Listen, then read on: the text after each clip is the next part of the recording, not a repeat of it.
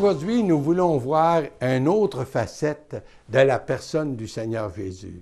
Vous savez, les Écritures nous présentent plusieurs facettes de sa personne. D'abord, on a vu dans le passé comment Jésus était le seul médiateur des hommes. Il est le seul unique sauveur. Il est le seul grand Seigneur. Il est le seul qui peut vraiment apporter un remède à notre besoin intérieur. Alors, aujourd'hui, nous voulons vous parler, nous allons voir ensemble que Jésus est le seul Dieu qui s'humilie, le seul Dieu qui s'humilie. Sans doute que la plupart d'entre vous, dans le passé, cette dernière année, vous avez vu la passion du Christ dans les salles de théâtre. J'ai assisté à quelques reprises à cette présentation, ce spectacle. Et j'ai vu très souvent des gens qui étaient en larmes, et même des hommes étaient en larmes, parce qu'on ne pouvait pas voir ce spectacle sans vraiment être brisé d'émotions à l'intérieur de nous-mêmes. Et pourtant, ce film nous présente seulement une certaine partie des souffrances et de l'humiliation du Christ.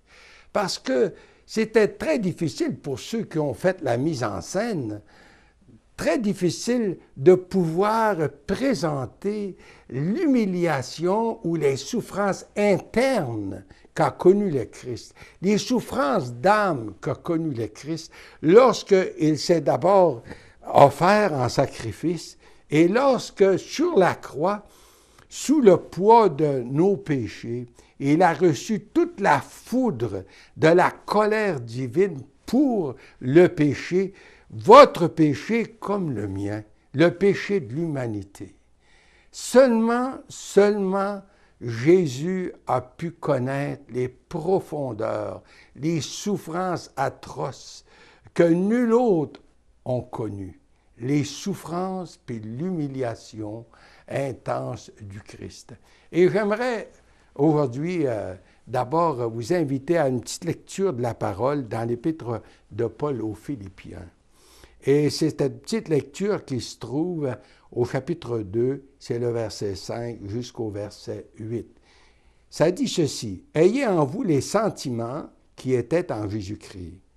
Existant en forme de Dieu, il n'a point regardé son égalité avec Dieu comme une proie à arracher, mais il s'est dépouillé lui-même en prenant une forme de serviteur, en devenant semblable aux hommes, il apparut comme un vrai homme, il s'est humilié lui-même, se rendant obéissant jusqu'à la mort, même jusqu'à la mort de la croix. » Le verset 6 de nous dire « Existant en forme de Dieu, il n'a point regardé son égalité avec Dieu comme une proie arrachée. » C'est-à-dire, il était Dieu, il était avec le Père. Voyez-vous, il jouissait de toutes les délices du ciel, de cette harmonie du ciel avec la louange du ciel.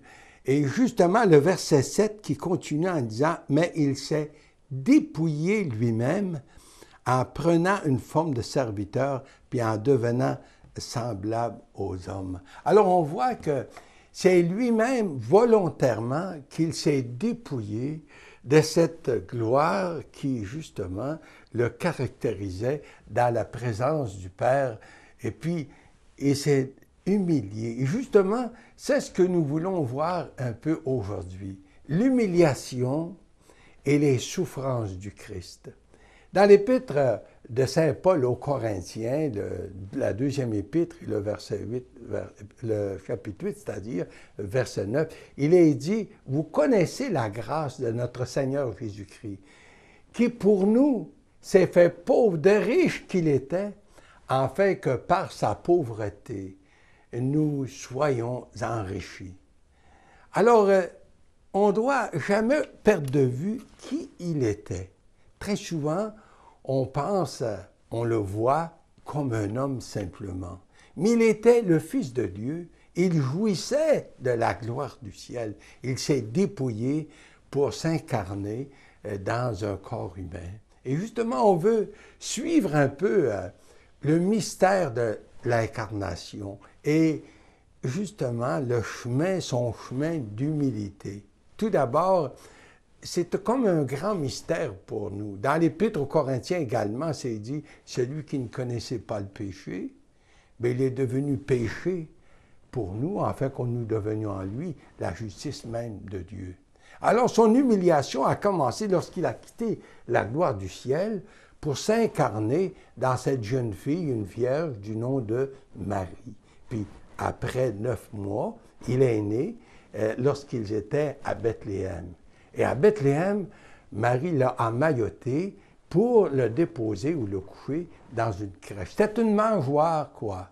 Et puis, l'Écriture ne nous parle même pas d'une étable. Il se peut même que c'était dehors, à la Belle Étoile, là où on groupait les gens, les animaux, c'est-à-dire, pour leur donner à manger. Et c'est là que Marie a emmailloté Jésus lorsqu'il est né pour le coucher dans cette crèche.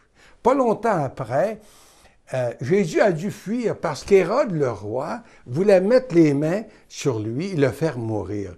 Et puis ils ont fui, Joseph a fui en Égypte avec Jésus, Marie, et puis là, bien, il est devenu un étranger sur une terre que lui-même avait créée.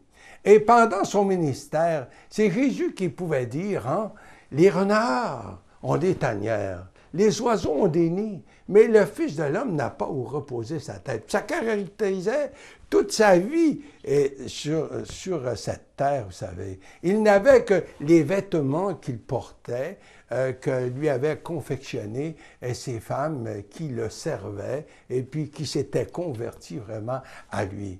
Mais le comble de l'humiliation, c'est lorsqu'il s'est livré aux mains des hommes. Vous vous rappelez dans le jardin des Oliviers, c'est là où Judas s'est approché pour le livrer avec un baiser. Très souvent, on parle du baiser de Judas. Bien là, c'est là où justement le Seigneur s'est livré aux mains des hommes, volontairement. Il aurait pu, vous savez, faire mourir ou enfin sortir de ce jardin sans que personne puisse mettre la main sur lui. Mais il s'est livré lui-même, c'était l'heure pour lui de se livrer. Et puis on l'a conduit, on l'a frappé, on l'a brutalisé, on a craqué sur lui, on l'a couronné d'épines. Et puis après, il y a eu la flagellation, où son corps est devenu comme un champ labouré. Puis ensuite, on l'a chargé de cette croix, puis on l'a conduit au lieu du crâne. Et c'est là, sur la croix, qu'on l'a crucifié avec des clous dans ses mains et dans ses pieds. La crucifixion, c'était la mort la plus cruelle, la plus humiliante que l'homme a jamais inventée. Et c'est là où on retrouve le Christ, le Fils de Dieu, qui s'humilie et qui souffre sur la croix. Et le comble encore de ses souffrances, c'est lorsque, sous le poids de nos péchés, de nos crimes, il s'est livré à la colère divine pour recevoir de Dieu le Père le jugement que nous méritions. Et Jésus en croix a fait expiation pour vous, pour moi. Il a payé cette dette que nous, on ne pouvait jamais payer. Et avant d'expirer, il a crié ce cri de vainqueur. Tout est accompli, c'est tout payé. Est-ce que ce n'est pas merveilleux, cher ami, de savoir que le Christ a payé de sa vie pour notre rançon? Puis aujourd'hui, on peut être pleinement pardonné. Le prix a été payé. Et l'Écriture de nous dire qu'on a été racheté à un grand prix. Alors, cher ami, c'est pour vous, c'est pour moi. Le Seigneur veut qu'on soit sauvés. Il a pourvu à notre salut éternel. Il a pourvu pour chacun d'entre nous. Puis lui seul peut nous pardonner et puis nous rendre propres, nous revêtir de sa justice. Alors, cher ami, pour ce faire, bien, c'est pour nous de répondre à l'appel du Seigneur. Il a payé pour vous, pour moi. Dieu nous aime. Dieu, dans sa grâce, s'est donné lui-même. Et puis, aujourd'hui, il nous offre le salut.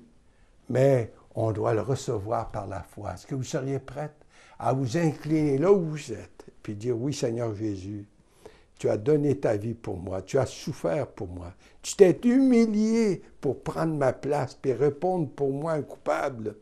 Maintenant, je veux t'accepter comme le Sauveur, mon Sauveur personnel et le Seigneur de ma vie. Je me donne à toi. Cher ami, pourquoi pas le faire? Et commencer à cheminer avec Dieu, puis connaître la paix que Dieu donne, de savoir que vos péchés sont pardonnés et que vous êtes assurés de la vie éternelle. Amen.